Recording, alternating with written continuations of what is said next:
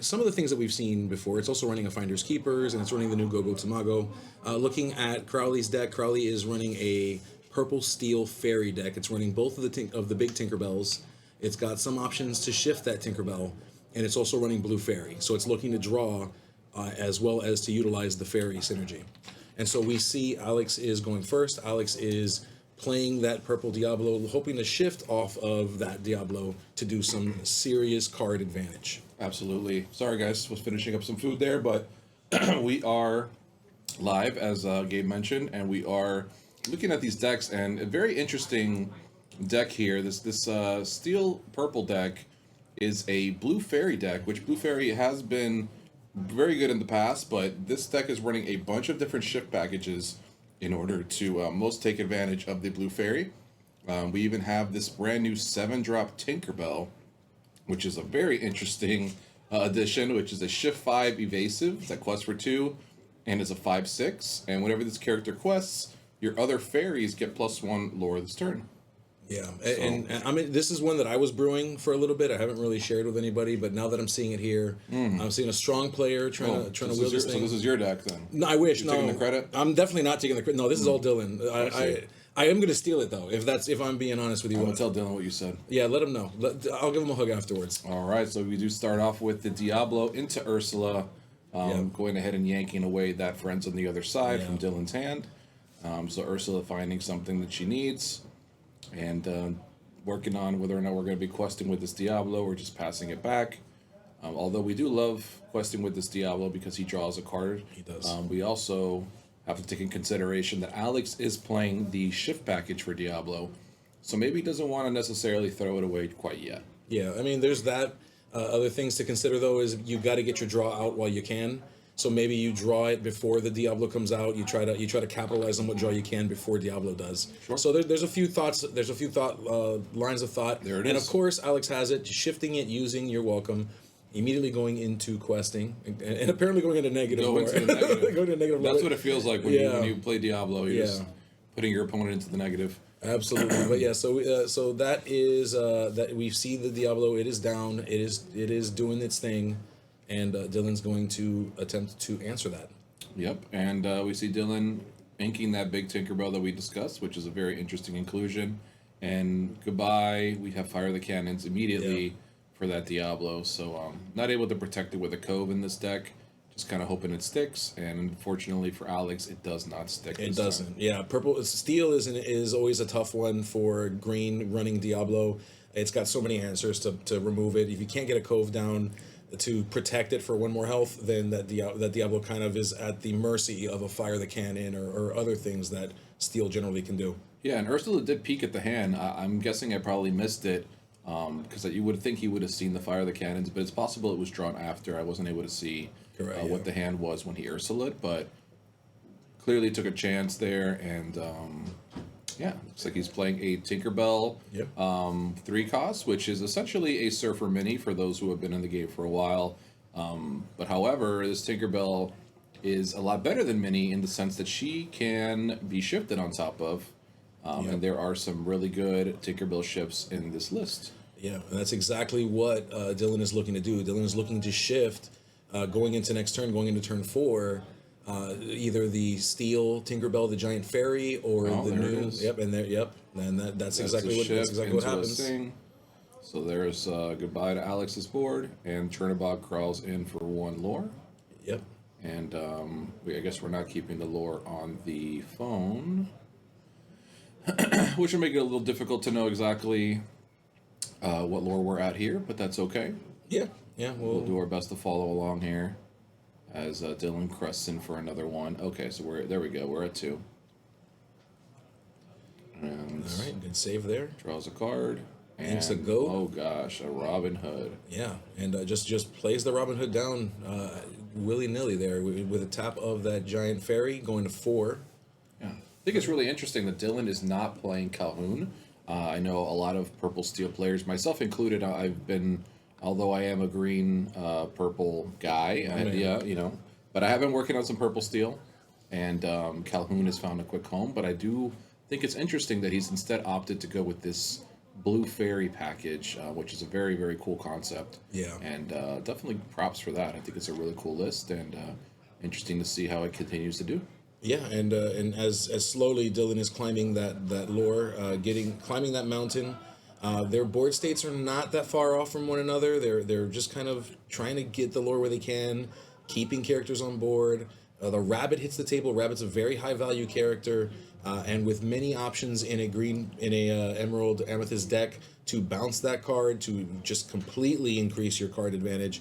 Such a powerful card, even now, so many sets after it's come out, as well as that appears to be a Go-Go Tamago that just hit the table as well, and looks like just to keep bodies on the table because was not able to, did not have the lore, or I'm sorry, rather the ink to use its secondary effect. Sure. Which is a good one. Still an evasive threat. Still something that can quest, and clearly we see that Dylan has the answer yet again with that fire the cannons, and goes ahead and slams out the blue fairy and quests with Robin Hood. You and I know as fellow green purple players, Robin Hood can be quite the menace. If we're not able to send in a threat with a crab. So right now, Robin Hood unfortunately asserting dominance on the board here as he continues to quest his way up the ladder here. Absolutely, and green purple doing what green purple does. Okay, Wait. He gets the boost. Yep, he boosts it. Okay. Yeah. So we find a way. We have the 2-for-1 ourselves, and actually worse because Robin Hood draws a card also. Correct. But we had to do what we had to do there to get rid of that.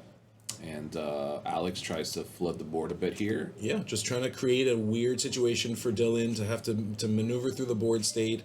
Green purple is so good at just turning on bodies on the table, and not just bodies. When we think about just throwing characters on the table, we often think of aggro, smaller type of threats.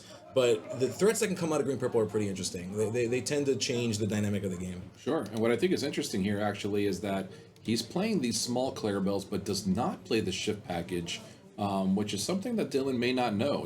Dylan may prioritize trying to take out this, this small Clarabelle, thinking there's a shift on the way, but there is no shift on the way.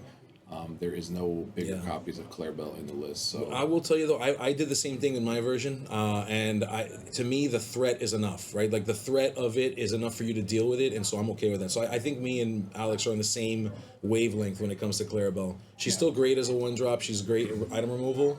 And if you think that there's a scary shift character coming behind her, well, so be it. Right. Yeah, for sure. Definitely causes a little bit of concern. He's just going to keep drawing cards off this. Essentially, almost playing this like a Bucky deck back from set 3, except instead of Bucky, we have a Blue Fairy. So he's just playing a bunch of shift characters, and he's just going to keep abusing that Blue Fairy to draw a bunch of cards. Yeah. So I'm debating here if he wants to send the Bog into the Bonsai, which I think would probably be a profitable trade here, but he is deciding which he prefers. If he wants to draw that card off the Bog. So he will go ahead and trade the Aladdin in, since we're not going to be blowing up any items anytime soon. Yep, that is a fair estimation to make when you're going up against green purple. Okay, clean trade there, and we will go ahead and quest in for 4, and just Dylan just creeping up the ladder here, and Alex Blair puts his Diablo, takes a look, and sees another Diablo, and a.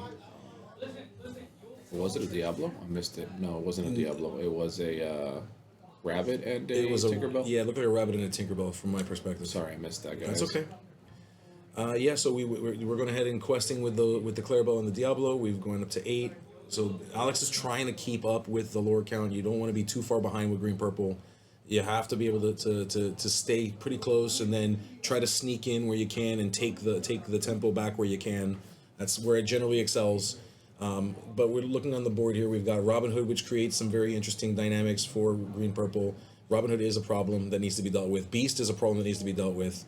And we're just drawing cards and drawing cards and drawing cards. Dylan is just drawing his deck, just doing what he can to get as many cards. Another Blue Fairy. And we got a second Blue Fairy followed by a little Robin Hood. Okay, Dylan acknowledging that Alex does not have a way to clear a white board here, and just chooses to dump everything on the table. Yep. And Alex does go into the scoop phase here and realizes that it is live to fight another day here. So it's tough. Steel can be very difficult for green purple, and if so we got a Diablo on the table. So So we have the cannons. So you can see we have blue fairy yet again. Yep.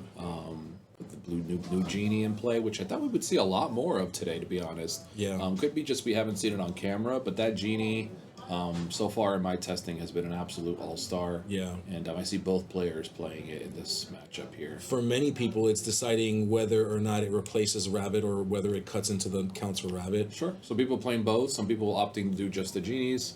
Some people not on board yet with genie and playing the rabbits. I, however, think genie is just a absolutely phenomenal card. I agree. As is the rabbit, but the evasive and the two lore really does help with the pressure, and it attacks into Diablos very nicely. So Yeah. I've really been enjoying genie, but I can see the reason to split the two.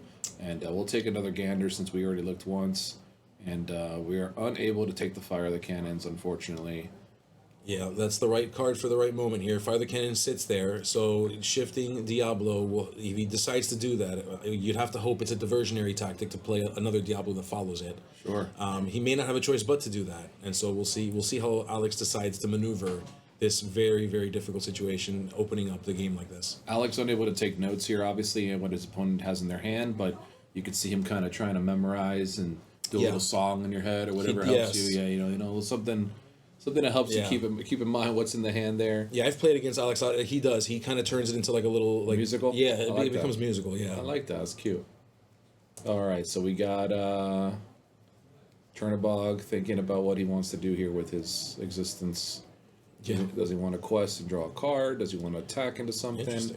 Looks like he just chooses to pass it. Yeah. And heads back over to Alex now, who curious to see if he's, clearly he does not want to shift here, considering that he knows his opponent has a fire that cannons. Yeah. So right now, just the threat of that cannons is just so large against this Diablo. Yeah, you have to wonder, if you have more than one Diablo, is it worth it? And he's choosing to quest with the Diablo, and then foxing it away. Okay, yeah. So Alex is opting to just keep strong and effective bodies on the board that can deal with some of the blasts of Steel's damage removal package that it has. Yep, absolutely. And we see Alex playing a little bit of a slow game here, deciding to opt for these these characters that can fight over the board rather than choosing to play maybe Bonsai or some of these more aggressive characters and try to quest as fast as possible. Alex looks to be more on a control-y game plan here with their mid-range. Yeah. And Tinkerbell down yet again. Yeah.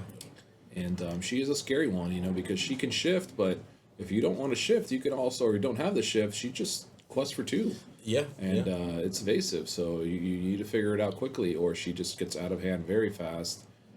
We do see Dylan is shuffling around the genie as well. He's got goat. Looks like he's got fire the cannons. So no current shift package in hand for Dylan, which we'll show over to Alex. But like I said, Tinkerbell's still a huge threat here. Yeah, absolutely, yeah. And the fox at this point, being used to sing a song about dead people. Friends on the other side. Interesting. Okay, a fox singing about, okay, all right. I can see. All right. Yeah, I mean, when you put it that way. That's what it is, right? That's what these are the friends that they're referring to that are on the other side. So okay, all right. Never really occurred to me to think about it that way. I hope you never think of anything else. Kit Cloud Kicker, a hero of green purple, a hero of the Emerald Amethyst deck, sends characters back from whence they came. Oh yeah. Okay, he is kicking for sure, and he kicks that Tinkerbell right back up into Dylan's hand, and pretty much blanks Dylan's last turn. So Dylan, thinking about what he wants to do here moving forward, we can see Alex slowly starting to tempo back into board presence here, bouncing things and slowly expanding his board. So let's see if Dylan's able to respond here. Dylan does play copies of Grab Your Sword, which is kind of unfortunate for Alex, but as of right now, looks like Dylan does not have that available. No, so he does not. Yeah, I mean, but Alex sees a lot of cards in hand, so you have to imagine from Alex's perspective, the answers might be there. So interesting to think about how you might interact with that. Dylan is also clearly debating what to do here, so we'll see how this pans out. Absolutely. So far, close game here. Both players taking their time to try to figure out, what's the best way to proceed. We have Dylan at 2 lore, Alex at 3. Yep. And yeah, it's been a close game 2 so far. Looks like both players are in this, for the long run at the moment. They are, yeah, and I mean, while it's you're looking at Alex's board, he's got 2 more characters on the table, but they're not particularly heavy. And a sword can cause some problems at this point.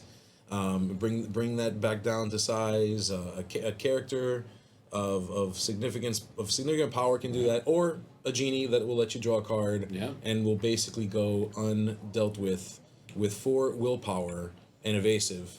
That could be a problem too. Dylan just hoping that Alex does not have yet another Cloud Kicker in hand, because that would really put a dent in the genie's plans here, or even something as simple as bouncing the kit back and then playing it again. So there's definitely some stuff that can be done against this genie here, but whether or not Alex has it available remains to be seen here. Yeah, absolutely. And so we see that Dylan goes ahead and turns that Smee sideways to gain 2 more lore, takes that additional damage, and moves forward with passing the turn. All right, Alex adjusting his ink out here, separating it, and let's see what he has in store. Be really nice to see a kit Cloud Kicker get bounced here. Yep. But it looks like we're going in for a trade with Smee. Okay, I do like that. Yeah, that's a good trade. I mean, you're talking about a 1-drop character. You're not looking to lose it to fire the cannon anyway. Sure. You may as well get rid of the Smee. Yeah. And in its place, a rabbit, which lets you draw. And you notice Dylan still has not played that cannons. I mean, he is just holding that looming threat over his head just so Alex does not get too comfortable and try to run out of Diablo here. Yeah. So still hanging on to that removal option there. Yeah, they're definitely playing. They're playing a little bit of a game of chicken here with each other. Yep, absolutely. And so we still see obviously the Tinkerbell in hand for Dylan here, as well as Zeus, which can definitely do some damage. All right. Genie debating if he wants to sing, and we can sing Zeus with him. We can, yeah. Which is really, really good. Now of course you have to argue whether so okay. I think you have to, right? You don't want to bounce the rabbit. You don't want the rabbit to come back multiple times. Yep. I think you have to just do that. Yep. I think that's a fair assessment. And let's see, we'll be drawing a card off of this. We are drawing a card. Yeah. All right, and Dylan putting himself in a situation where he's got a genie facing off against Ursula, Madame M. Fox, and a Kit Cloud Kicker. So we'll see what Dylan can do to put some more board presence down, and then where he puts himself at the end of his turn will probably determine how Alex moves forward. Well, now that Zeus is out of the way, I would love to see Alex be able to shift a big Ursula. Oof. Considering that it's going to be pretty hard for Dylan to put together 7 damage into that Ursula at the moment. Correct. But we will see if it's something that he does have available. But in the meantime, Dylan choosing to go with this evasive route, which is just a bunch of 2 lore questers that are pain in the butt to attack into, and there is finally the Diablo coming out with the bonsai. So Alex saying, "Yeah, I know you got the cannons, but you got to pick. You can't take them all." Exactly. Yeah, you either reduce how much lore I can do, you deal with this, or you deal with the bonsai. There's a lot of options for Dylan to choose from, but you do get to a point in the game where you don't have a choice. Bell. However, he hits the soul. Sometimes you do have a choice, and he instantly picks up his cards. Yep. Is this what's going on? A concession? Yep. Oh, Alex just says, Alex, you got it, man. There's just no way out of. There was no way out of this.